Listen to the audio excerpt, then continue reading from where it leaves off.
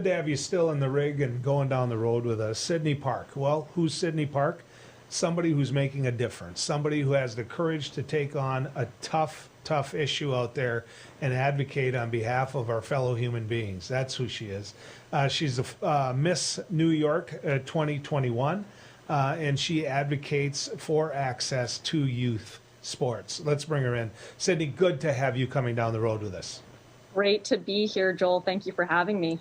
I want to talk a little bit about what's going on in this nation with the obsession of individuals worried about transgender athletes, as though that's a major problem in this country. Can you speak to why you've chosen to speak to that issue?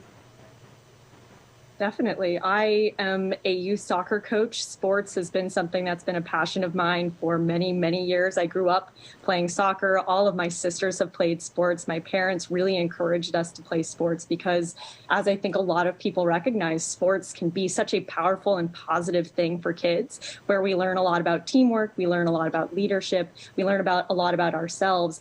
And so as I was thinking about what I wanted to do with my advocacy work as Miss New York, I thought about the fact that there are over 30 states in the past year that have proposed legislation to exclude trans kids from having the same opportunities as other kids to participate in sports. And knowing what a positive and impactful effect sports have had on me really inspired me to advocate for these trans students who are being excluded from having a childhood like the rest of us. That was a push here.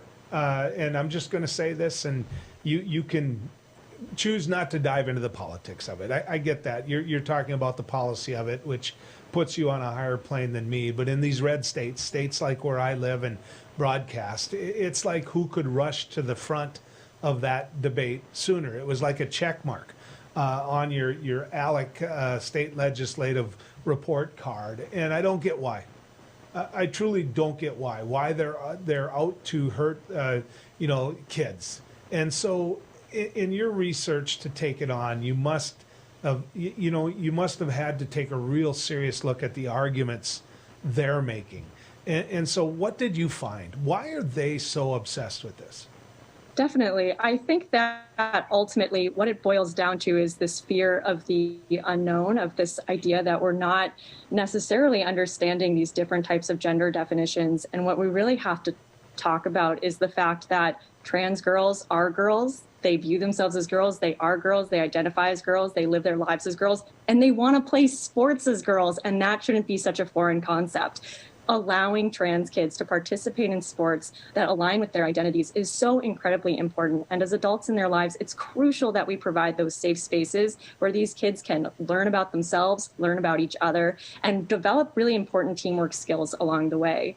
I've heard from many parents who are concerned that a trans athlete playing on my daughter's team is going to take a position away from my daughter. And I think that's the wrong way to think about it. I think that sports are better when we are inclusive. Sports are better when we allow every person to play on the team that they want to and they need to. And I think sports just are such a great place where we can come together and be competitive, and we can bring our best and do our best as a team and as individuals and benefit from that inclusivity and that acceptance. So even though I agree with you 100%, let me play devil's advocate a little bit, because this what comes at me on the radio. There is no way any transgender student should belong in a locker room with my daughter. What's your answer to that?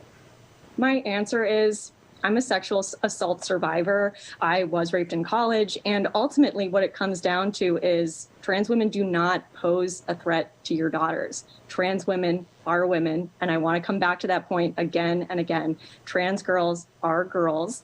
They are girls in every sense of the term, and allowing them to feel accepted and included is so important, and providing that safe space. I mean, when we exclude trans girls and trans boys from this conversation, we see an entire uptick in the number of suicide rates across the country. And to know that children feel so excluded that they are willing to take their own lives should shock people and should make them feel as though they really should be considering being more accepting in their everyday lives for kids who identify as trans.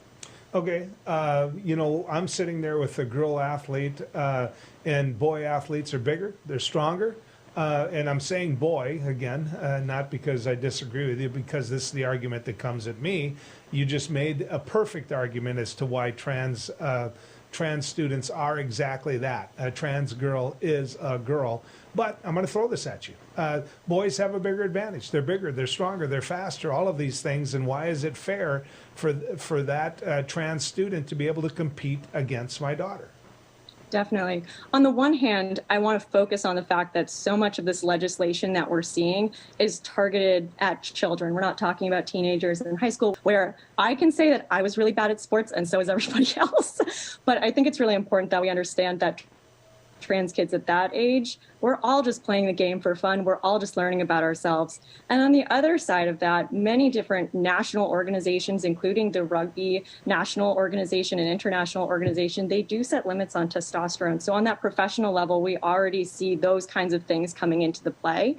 But what I really want us to focus on is the fact that biological differences are a thing that makes sports great in the first place. We see Michael Phelps is considered this genetic anomaly because of the fact that he can just swim faster than other people. And if we allow ourselves to understand that genetic and biological differences are things that make sports great, that means that inclusivity makes sports better. You know, as someone that wasn't intimidated by, and I realize we're talking about trans, but I'm going to take it a little different direction. You know, small schools. I graduated in a high school class of 50 students. You know, that's North Dakota where I live, in what we call Class B schools of the smaller towns. And as somebody who advocated and always stuck up for the rights of gay students, I got to tell you, looking back, I'm embarrassed that I didn't do more. I mean, I really am. I had a classmate that was gay. I mean, clearly she was gay. In fact, in the end, she told everybody she was gay, and we didn't listen to her the same way we should, and we didn't help as much as we could so that she'd feel inclusive or included, I should say. And I've never liked that. I've never liked the fact that I didn't. I've never liked that about myself, and so I've done everything to try to change that and to make up for it. This isn't a conversation that just started. Are there individuals out there willing to say what I just said? I think definitely. I think there are a lot of people who look back on their lives and think, I wish I could have done more. And a great starting point for adults in our lives who handle LGBTQ plus inclusion and who want to practice more inclusivity, it starts at a really simple place. And that really simple place is introducing yourself with your pronouns. Yesterday was National Pronoun Day, and being able to say, hi, I'm Coach Sydney. My pronouns are she, hers. That creates that safe space where a trans student feels like they're able to share their pronouns with other people, and they're able to know that they'll be supported in that. So that's a really simple and easy way to do more and show up more for this community. You know, you mentioned earlier suicide, and that's real. It's very real. The rate of suicide, can you speak to that just for a moment? Because for those individuals that are out there that are saying that this is such a complete issue, I had one on my radio show, state legislator, and I said, you're pro-life. I mean, you're constantly talking about being pro-life on the floor of the Senate, and you bring that issue to the radio all the time, and yet this is about as anti-life as you can have. It can lead to suicide. Could you speak to that a little bit, Sydney?